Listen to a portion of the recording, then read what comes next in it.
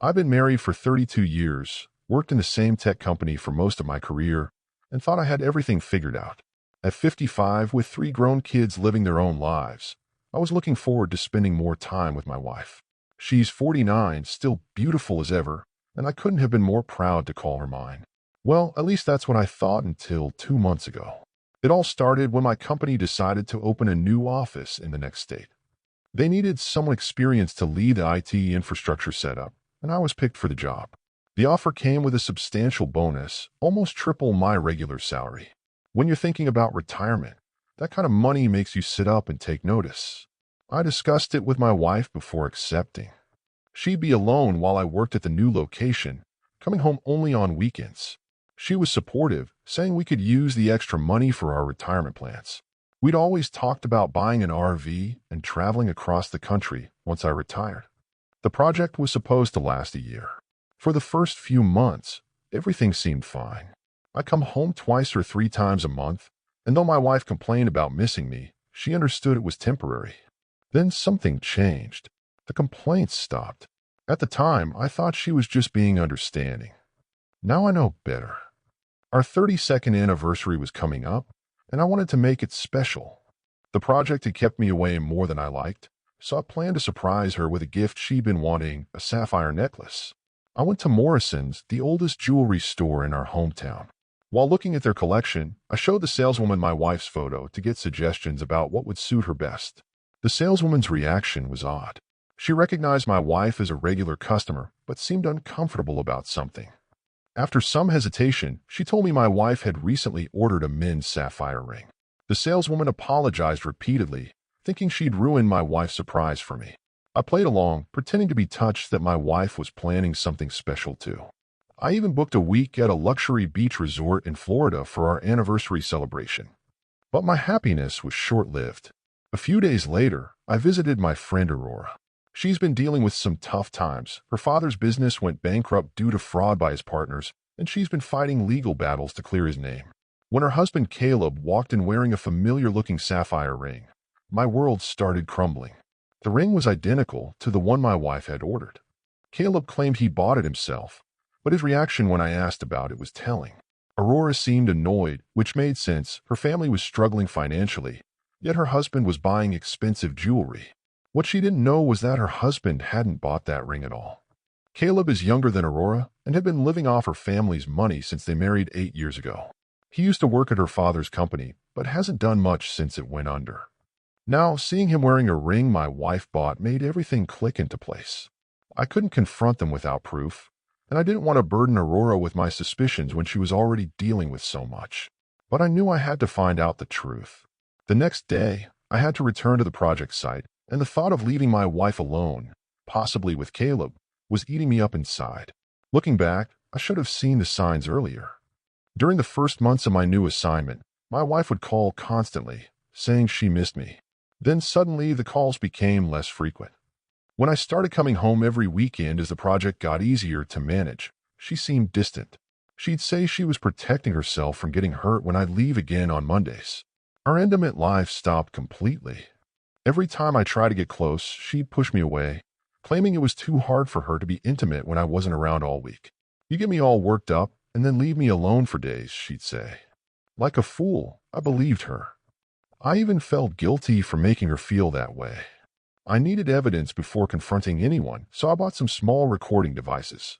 That weekend, I went home and planted them strategically, one in her favorite purse with a recorder in her car, one in our bedroom, and another in the living room behind some books. Then I waited. For almost a week, nothing happened.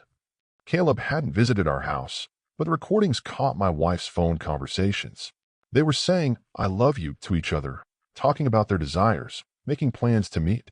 One weekend, when Aurora was going to her family's farm to handle some legal matters, Caleb tried to arrange a meeting with my wife.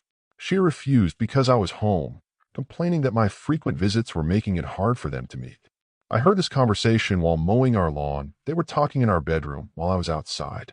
That evening, I told my wife I had an emergency at work and needed to leave after dinner.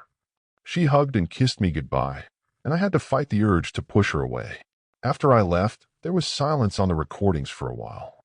I worried she had found the devices. Finally, there was a call. just her talking to her mother about normal things.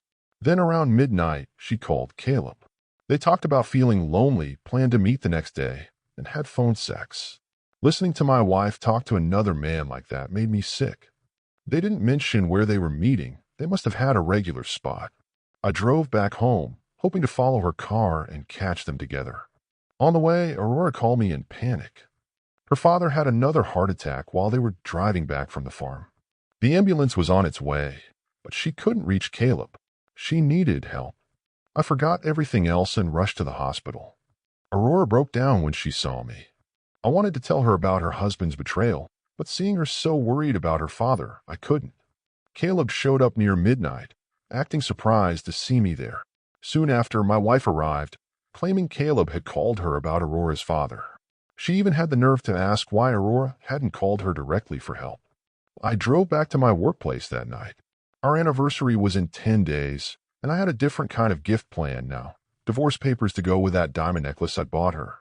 Those 10 days felt like years. On our anniversary, I drove home late, carrying both the necklace and divorce papers. Our kids were there with their families, and Aurora and Caleb had already arrived. The party had started, but seeing Caleb sitting in my house drinking my wine made my blood boil. Still, I kept quiet for our children's sake. After cutting the cake and opening champagne, I gave my wife the necklace. She was thrilled until she saw the jewelry store's name on the box. Her face went pale as she realized I might have learned her secret from there. She kept glancing at me nervously for the rest of the evening. I had texted Aurora to stay back after everyone left, saying I needed to share something important. After our kids left, my wife was still admiring her necklace in a mirror. I told her I had another gift and handed her the envelope. She jumped excitedly, probably thinking it was the beach vacation I'd planned. Her smile vanished when she opened it. "This is a joke, right?" she whispered. I shook my head. Aurora sat frozen, while Caleb started looking uncomfortable. Then I played the recordings on my phone. My wife collapsed onto the couch, crying. Aurora didn't say a word. She just got up and walked out. Caleb ran after her. After they left, I started packing my things. My wife tried to stop me, bringing up our 32 years together, all our struggles and victories, our retirement dreams. She was trying to make me feel guilty, and for a moment, it almost worked. But I stayed firm and left for my company apartment. Aurora came to see me later that night. She was crying but composed. She's always been the strongest person I know. She told me my wife had been flirting with Caleb even before their affair started. They'd had arguments about it, but Caleb always denied being interested in my wife. Now Aurora was filing for divorce too. Our kids found out a few days later. My wife called them home and confessed everything. My eldest daughter visited me afterward, offering me a place to stay, but I told her I was fine in my apartment. I bought myself an RV last week, not for the retirement trip my wife and I had planned, but for weekend getaways when my apartment feels too small. Aurora is handling her divorce well, focusing on her father's recovery and their legal battles. She's tough, she'll get through this. My wife keeps trying to explain herself, saying she was lonely and Caleb pursued her. She even went to Aurora's house, begging for forgiveness on her knees, blaming Caleb for seducing her. But it doesn't matter whose fault, it was more. They both betrayed the people who trusted them most. I'm still working at the new office, even though the project is almost complete. I requested a permanent transfer. I can't go back to that house, to all those memories. Some nights, I sit in my new RV, parked behind my apartment, and think about how different retirement will be from what I'd planned. But maybe that's okay. Maybe sometimes life's biggest betrayals lead us to better paths, ones we never would have chosen ourselves. Thank you for watching. If you enjoyed this story, please hit that subscribe button. Don't forget to give it a thumbs up and share it with friends or family who might enjoy it too. Your support means a lot. And if you have any thoughts, questions, or story ideas, drop them in the comments below. I'd love to hear from you. See you in the next story.